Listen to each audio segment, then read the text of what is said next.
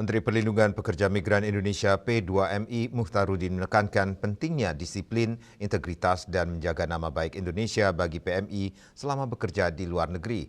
Para PMI merupakan pekerja terpilih yang telah melalui pelatihan keterampilan, bahasa, dan pembekalan budaya kerja luar negeri.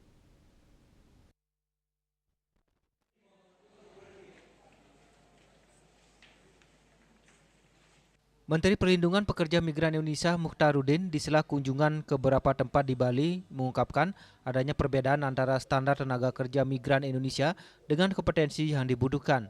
Tidak menyurutkan proses pengiriman pekerja migran Indonesia sektor hospitality ke luar negeri.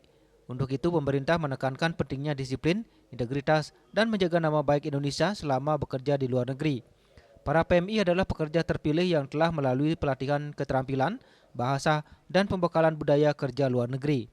Namun di sisi lain, Mukhtaruddin mengakui adanya perbedaan output pendidikan, perguruan tinggi, SMK, dan lembaga latihan kerja dengan kebutuhan kompetensi yang ada terutama di bidang bahasa.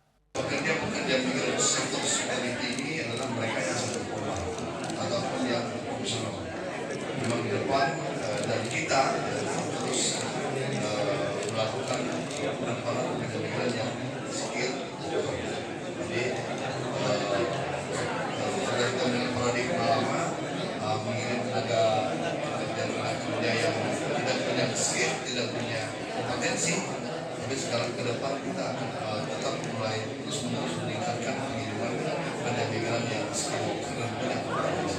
Untuk tetap meningkatkan kualitas pelatihan dan juga tetap membuat ekosistem ini terus berjalan di mana kami melatih dan juga membuat masyarakat Indonesia kompeten untuk bersaing di dunia hospitality global.